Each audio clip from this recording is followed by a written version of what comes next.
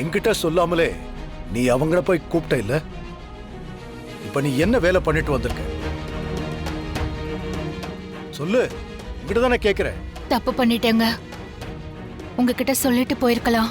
நான் அவங்கள இங்க காலை வைக்க கூடாதுன்னு சொல்லிருக்கேன். புரியுதுங்க.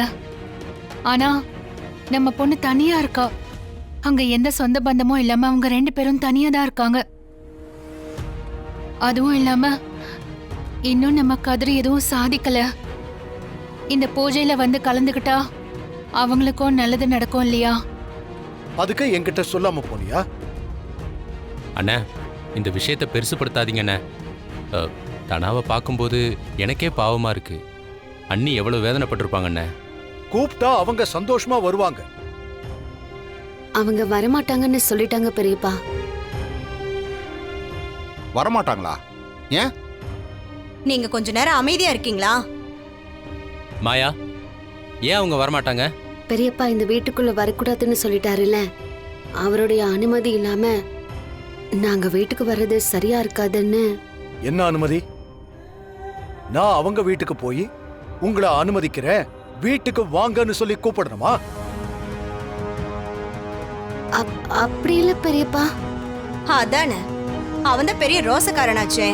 அதனாலதான் நீங்க தானே வீட்டை விட்டு வெளியே போக சொன்னீங்க. என் வீட்டு வாசலுக்கு வந்து நீங்க வெத்தலை பாக்க வச்சு கூப்பிட்டாதான் வருவேன்னு சொல்லிருப்பான். அதானே மாயா?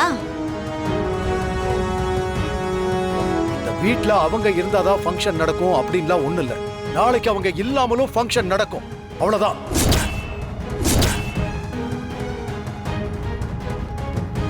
அண்ணே, நான் என்ன சொல்ல வரேன்னா, என்ன பத்தி தெரியும்ல உங்களுக்கு. ஏங்க அப்படியெல்லாம் சொல்லாதீங்க. நீங்க வாங்கன்னு ஒரு வார்த்தை கூப்பிட்டீங்கன்னா மாட்டேன். தனா, அத்தை, வா கதிரு, வாப்பா. பெரியம்மா தனா எங்க தனா எங்கன்னு 100 தடவையாவது கேட்டிருப்பாங்க. அப்படியாம்மா? நீ வந்துருவேன்னு தெரியும். இருந்தாலும் எதையாவது யோசிச்சுக்கிட்டு வராம இருந்துருவியோன்னு ஒரு மாதிரி பதட்டம் ஆயிட்டேன். அது எப்படிமா நான் வராம இருப்பேன்? வீட்ல நடக்க வேண்டிய பூஜைய எங்களுக்காக அப்பா கோவில்ல மாத்திருக்காரு. நாங்க வராம இருப்போமா? என்னம்மா நீ? நான் அப்படிதான். நான் ஆசைப்படும் போது என் பிள்ளைங்க பக்கத்துல இருக்கணும். அது ஒண்ணுதான் என் ஆசை. அப்புறம் கதிரு, அத்தை. நான் உனக்கு ஒரு விஷயத்தை காட்டணும். வா வா கதிர். இரு.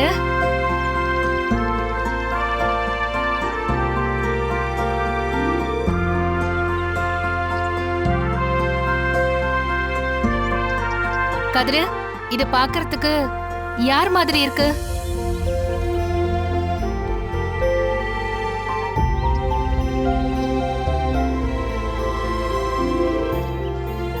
தனா, சொல்லு, யார் மாதிரி இருக்கு?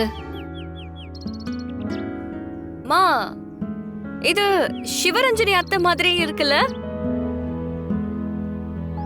கதிரு, உன்னால அத சிவரஞ்சனின்னு கண்டுபிடிக்க முடியல? எத்தனை வருஷமா நான் பார்க்கணும்னு ஆசைப்பட்ட என் அம்மா முகம் எனக்கு தெரியாம இருக்குமா?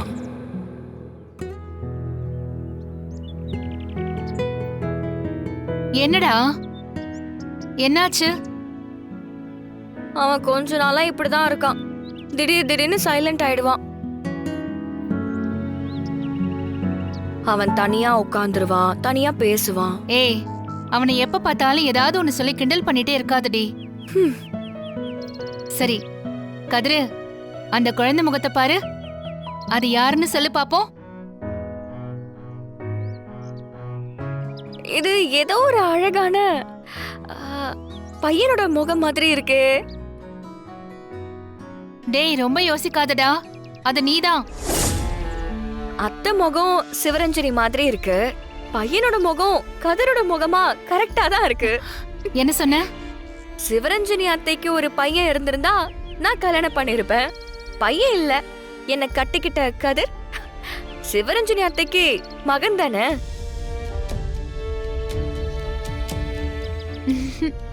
அப்படி வரியா? சரி சரி.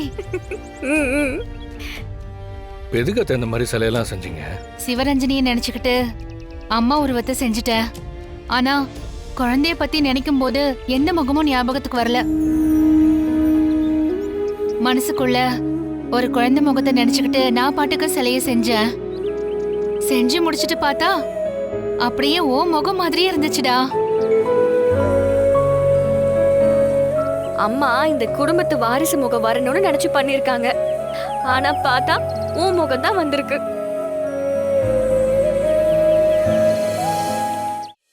அம்மா, நேரம் ஆயிட்டு இருக்கு. பசங்க வந்தாங்கன்னா பூஜை ஆரம்பிச்சிடலாம். இல்லைன்னா நல்ல நேரம் முடிஞ்சிடும். ஆ சரிங்க சாமி.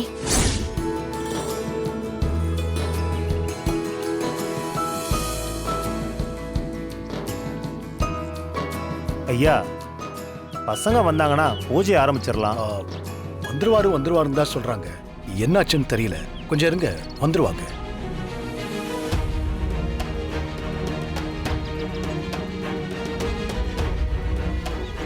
அண்ணே, ஆசிரமத்தில் போய் விசாரிச்சண்ணே.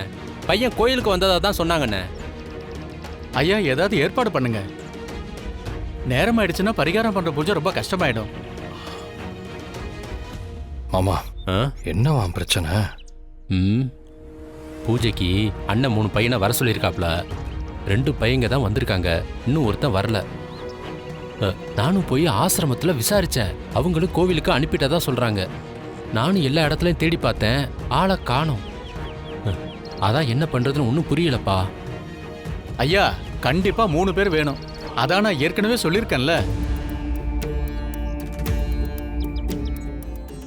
மாயா, பக்கத்துல யாராவது இருக்காங்களான்னு பார்க்கலாமா? மாமா, பக்கத்துல எப்படி போய் மாமா பாக்குறது? பரிகாரம் பண்றதுக்கு மூத்த பையனா இருக்கணும், சின்ன வயசுலயே அம்மா இல்லாதவனா இருக்கணும், வீட்டுக்கு தலைமகனா இருக்கணும். இப்படிலாம் பரிகாரத்துல சொன்னாங்களே. நேரம் ஆயிட்டே இருக்கு. நல்ல நேரம் கடந்து போயிடுச்சுன்னா அடுத்த பூஜை பண்றதுக்கு 1 மாசம் ஆயிடும். பரிகார பூஜையை எப்பவுமே தாமதிக்க கூடாது. இன்னும் 10 நிமிஷம் தான் இருக்கு. ஐயோ,